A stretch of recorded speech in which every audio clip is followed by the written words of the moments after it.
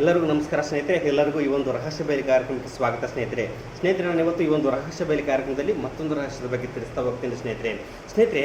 ಸಾಮಾನ್ಯವಾಗಿ ಹಳ್ಳಿಗಾಡು ಪ್ರದೇಶದಲ್ಲಿ ಜನ ಹೇಳ್ತಾ ಇರ್ತಾರೆ ಸ್ನೇಹಿತರೆ, ಯಾರಾದರೂ ಆ ಒಂದು ಮೂರು ದಾರಿ ಕಲಿಯುವಂತಹ ಜಾಗದಲ್ಲಿ ಆ ದಾರಿಯಲ್ಲಿ ಬಂದು ನಿಂಬೆಹಣ್ಣು, ಮೊಟ್ಟೆ, ಎಲೆ, ಅಡಿಕೆ, ಬಾಳೆಹಣ್ಣು, ದುಡ್ಡು ಇದೆಲ್ಲ ಏನಪ್ಪ ಅಂತ ಇಟ್ಬಿಟ್ಟು ಹೋಗ್ತಾರೆ ಸ್ನೇಹಿತರೆ. ಇಟ್ಬಿಟ್ಟು ಹೋಗೋದ್ರಿಂದ ನಾವು ಅವ್ರು ಇಟ್ಟು ಹೋಗಿರುವಂತಹ ಒಂದು ಪದಾರ್ಥಗಳನ್ನು, ಆ ವಸ್ತುಗಳನ್ನು ನಾವು ತುಳಿದಾಗ ಅಥವಾ ದಾಟಿದಾಗ ಅವರಿಗಿರುವಂಥ ಸಮಸ್ಯೆ ನಮಗೆ ಬರ್ತವೆ ಅಂತ ಹೇಳ್ತಾ ಇರ್ತಾರೆ ಸ್ನೇಹಿತರೆ. ನಂಬ್ತಾ ಇರ್ತಾರೆ ಕೂಡ. ಇದು ಎಷ್ಟರ ಮಟ್ಟಿಗೆ ಸತ್ಯ? ನಿಜವಾಗ್ಲೂ ಆ ರೀತಿ ಆಗುತ್ತಾ? ನಿಜವಾಗ್ಲೂ ಆ ವಸ್ತುಗಳನ್ನು, ಪದಾರ್ಥಗಳನ್ನು ದಾಟೋದ್ರಿಂದ ತುಳಿಯೋದ್ರಿಂದ ಆ ಸಮಸ್ಯೆಗಳು, ಅವರಿರ್ತಕ್ಕಂಥ ಸಮಸ್ಯೆಗಳು ನಮಗೆ ಬಂದ್ಬಿಡ್ತಾವ? ಸೊ ಇದು ಸತ್ಯನಾ ಅಥವಾ ಸುಳ್ಳ ಅನ್ನೋದ್ರ ಬಗ್ಗೆ ನಾನು ನಿಮ್ಗೆ ತಿಳಿಸ್ತಾ ಹೋಗ್ತೀನಿ ಸ್ನೇಹಿತರೆ. ವೈಜ್ಞಾನಿಕವಾಗಿ ನಾವು ನೋಡ್ಬೋದಾಗಿತ್ತಪ್ಪ ಅಂತಂದರೆ, ಯಾವುದೇ ಕಾರಣಕ್ಕೂ ಯಾವುದೇ ಮೊಟ್ಟೆ ಆಗಲಿ, ಎಲೆ ಆಗಲಿ, ಅಡಿಕೆ ಆಗಲಿ, ಯಾವುದೇ ಒಂದು ಬಾಳೆಹಣ್ಣಾಗಲಿ, ಇನ್ನೊಂದಾಗಲಿ ಮತ್ತೊಂದಾಗಲಿ ತೆಗೆದಾಕಿರುವಂತಹ ವಸ್ತುಗಳನ್ನು ದಾಟೋದ್ರಿಂದಾಗಲಿ ತುಳಿಯೋದ್ರಿಂದಾಗಲಿ ಯಾವುದೇ ಸಮಸ್ಯೆ ಬರೋದಿಲ್ಲ. ಇಲ್ಲಿ ನಾವು ಅರ್ಥ ಮಾಡಿಕೊಳ್ಳಬೇಕು ಮನಸ್ಸು. ನೋಡಿ, ನಮ್ಮ ಮನಸ್ಸು ಅಂತಕ್ಕಂಥದ್ದು ಏನಿದೆಯಲ್ಲ, ಮನಸ್ಸು ಅನ್ನುವಂಥದ್ದು ಹುಚ್ಚುಕೋಡಿ ಮನಸ್ಸು ಅಂತ ಹೇಳ್ತೀವಿ ಸ್ನೇಹಿತರೆ. ಮನಸ್ಸನ್ನು ಕಂಟ್ರೋಲಲ್ಲಿ ಇಟ್ಕೊಳ್ಬೇಕು ನಾವು ನಮ್ಮ ಮನಸ್ಸು ಇಂಥ ಒಂದು ಈ ಒಂದು ದಾಟೋದ್ರಿಂದ ಈ ಥರ ಏನು ಹೇಳ್ತಾರಲ್ಲ, ಸೊ ಸಮಸ್ಯೆ ಬರ್ತಾ, ಅದು ಖಂಡಿತವಾಗಿ ಸಮಸ್ಯೆ ಬರೋದಿಲ್ಲ.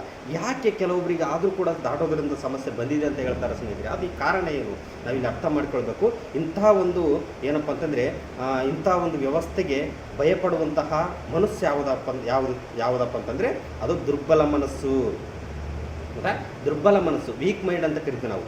ಅವನಿಗೆ ತುಂಬ ಕಷ್ಟಗಳಿರ್ತಾವೆ, ತುಂಬ ಒತ್ತಡಗಳಿರ್ತಾವೆ, ಕೌಟುಂಬಿಕ ಸಮಸ್ಯೆಗಳಿರ್ತಾವೆ. ಸೊ ಅಂಥ ವ್ಯಕ್ತಿಗೆ ಅದನ್ನು ಅಚಾನಕವಾಗಿ ಅದನ್ನು ದಾಟಿ ಬಿಡ್ತಾನೆ, ಅದನ್ನು ತುಳಿದು ಬಿಡ್ತಾನೆ, ಅದನ್ನು ನೋಡಿರಲ್ಲ, ಅದನ್ನು ದಾಟಿ ಮುಂದಕ್ಕೆ ಹೋಗಿ ಮತ್ತೆ ತಿರುಗಿ ನೋಡ್ತಾನೆ, ಅಯ್ಯೋ ನಾ ದಾಟಿಬಿಟ್ನಲ್ಲ, ಅಯ್ಯೋ ನಾ ತುಳಿದು ಬಿಟ್ಟಲ್ಲ, ಸೊ ಅವರಿಗಿರೋ ಸಮಸ್ಯೆ ನನಗೇನಾದ್ರು ಬಂದುಬಿಡ್ತಾವೇನೋ ಅನ್ನುವಂತಹ ಒಂದು ಭ್ರಮೆ, ಒಂದು ಅನುಮಾನ, ಆ ಒಂದು ಕೂದಲೆಳಷ್ಟು ಅನುಮಾನ ನಮ್ಮ ಆ ವ್ಯಕ್ತಿಯ ತಲೆ ಒಳಗಡೆ ಬಂತಪ್ಪ ಅಂತಂದರೆ, ಹೋಯ್ತಂತಂದರೆ ಅದು ಸಾಯಮಟ್ಟವಾಗಿ ಏನಪ್ಪ ಅಂತಂದರೆ ಆ ವ್ಯಕ್ತಿ ಒಂದು ಮನಸ್ಸನ್ನು ಮತ್ತಷ್ಟು ದುರ್ಬಲ ಮಾಡಿಕೊಂಡು ಮಾನಸಿಕವಾಗಿ ಕುಗ್ತಾ ಹೋಗ್ತಾನೆ, ವೀಕ್ ಆಗ್ತಾ ಹೋಗ್ತಾನೆ, ಅನೇಕ ಒಂದು ಕಾಯಿಲೆಗೆ ತುತ್ತಾಗ್ತಾ ಹೋಗ್ತಾನೆ ಸ್ನೇಹಿತರೆ. ಕೊನೆಯದಾಗಿ ಸತ್ತು ಹೋಗ್ತಾನೆ ಸ್ನೇಹಿತರೆ. ಸೊ ಇದನ್ನು ನಾವು ಅರ್ಥ ಮಾಡಿಕೊಳ್ಬೇಕು. ಇಲ್ಲಿ ಮನಸ್ಸು ಕಾರಣ ಆಗುತ್ತಾ? ನಮ್ಮಲ್ಲಿ ದುರ್ಬಲ ಮನಸ್ಸು ಇದ್ದಾಗ ಈ ರೀತಿ ಒಂದು ಏನಪ್ಪ ಅಂತಂದರೆ ಸಮಸ್ಯೆ ಬರೋಕ್ಕೆ ಸಾಧ್ಯ. ಸೊ ಈ ರೀತಿ ತೆಗೆದಾಕೋದ್ರಿಂದ, ಇಂಥ ವಸ್ತುಗಳನ್ನು ದಾಟೋದ್ರಿಂದ ಸಮಸ್ಯೆ ಬರುತ್ತೆ, ಕಾಯಿಲೆಗಳು ಬರ್ತವೆ, ಅವರಿಗಿರುವಂಥ ಸಮಸ್ಯೆ ನಮಗೆ ಬರ್ತವೆ ಅಂತಕ್ಕಂಥದ್ದು ಅದು ಶುದ್ಧ ಸುಳ್ಳು. ಅದು ವೈಜ್ಞಾನಿಕವಾಗಿ ಶುದ್ಧ ಸುಳ್ಳು ಸ್ನೇಹಿತರೆ. ಅಂಥ ಒಂದು ಸುಳ್ಳನ್ನು ಯಾರು ಕೂಡ ನಂಬಬಾರ್ದು, ಅಂಥ ಮೌಢ್ಯಕ್ಕೆ ಯಾರು ಕೂಡ ಒಳಗಾಗಬಾರ್ದು. ಸೊ ಯಾವುದೇ ಕಾರಣಕ್ಕೂ ನಾನೇ ಎಷ್ಟೋ ಸಾರಿ ನಮ್ಮ ಊರಲ್ಲಿ ರಸ್ತೆ ಮಧ್ಯದಲ್ಲಿ ತೆಗೆದಾಕಿ ಹೋಗಿರ್ತಾರೆ ಸ್ನೇಹಿತರೆ. ನಾನೇ ತುಳಿದಿದ್ದೀನಿ, ನಾನೇ ಒದ್ದಿದ್ದೀನಿ, ಬಟ್ ನನಗೇನಾಗಿಲ್ಲಲ್ವಾ, ನಾನು ಚೆನ್ನಾಗಿದ್ದೀನಿ, ನಾನು ಆ್ಯಕ್ಟಿವ್ ಆಗಿದ್ದೀನಲ್ಲ, ನನಗೆ ಯಾವುದೇ ಒಂದು ಸಮಸ್ಯೆ ಆಗಿಲ್ಲ. ಸೊ ಇಲ್ಲಿ ನಾವು ಅರ್ಥ ಮಾಡ್ಕೊಳ್ಬೇಕು, ಮನಸ್ಸನ್ನು ನಾವು ಕಂಟ್ರೋಲ್ ಇಟ್ಕೊಳ್ಬೇಕು ಸ್ನೇಹಿತರೆ, ಹೌದಾ? ಸೊ ನಮ್ಮಲ್ಲಿ ಸದೃಢ ಮನಸ್ಸು ಇರಬೇಕು.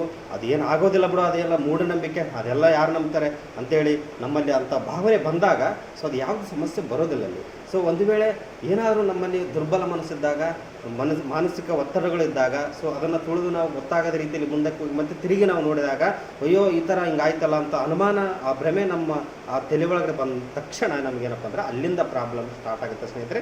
ದಯವಿಟ್ಟು ನಾನು ಹೇಳ್ತೀನಿ, ನಿಮ್ಮ ಮನಸ್ಸು ಸದೃಢವಾಗಿಟ್ಕೊಳ್ಳಿ, ಯಾವುದೇ ಭಯ ಪಟ್ಕೊಳ್ಬೇಡಿ, ಏನೂ ಆಗೋದಿಲ್ಲ. ಅದು ವಸ್ತುಗಳಷ್ಟೇ, ಅಂಗಡಿಯಲ್ಲಿ ಮಾರುವಂಥ ವಸ್ತುಗಳಷ್ಟೇ, ಅದರಲ್ಲಿ ಯಾವುದೇ ಶಕ್ತಿ ಇರೋದಿಲ್ಲ, ಯಾವುದೇ ಒಂದು ಏನೂ ಇರೋದಿಲ್ಲ ಸ್ನೇಹಿತರೆ. ನಮ್ಮ ಮನಸ್ಸು ಸದೃಢವಾಗಿಟ್ಕೊಳ್ಬೇಕು. ನಮ್ಮ ಮನಸ್ಸು ಇತ್ತಪ್ಪ ಅಂತಂದರೆ ಯಾವುದಕ್ಕೂ ಕೂಡ ನಾವು ಭಯಪಡುವಂಥ ಅವಶ್ಯಕತೆ ಇಲ್ಲ ಅಂತಕ್ಕಂಥ ಮಾತಾಡ್ತಾ, ಇಂಥ ಒಂದು ಮೌಢ್ಯಗಳಿಂದ ನಾವು ಹೊರಗಡೆ ಬರೋಣ ಅಂತಕ್ಕಂಥ ಮಾತಾಡ್ತಾ, ಎಲ್ಲರೂ ವೈಜ್ಞಾನಿಕವಾಗಿ ಮತ್ತು ವೈಚಾರಿಕವಾಗಿ ಪ್ರತಿಯೊಂದನ್ನು ಪ್ರಶ್ನಿಸಿ ನಾವು ಮುಂದೆ ಸಾಗೋಣ ಅಂತಕ್ಕಂಥ ಮಾತಾಡ್ತಾ ಈ ಒಂದು ರಹಸ್ಯ ಬಯಲು ಕಾರ್ಯಕ್ರಮವನ್ನು ಮುಗಿಸ್ತಾ ಅನಿಸಿದ್ರೆ ಎಲ್ಲರಿಗೂ ನಮಸ್ಕಾರ.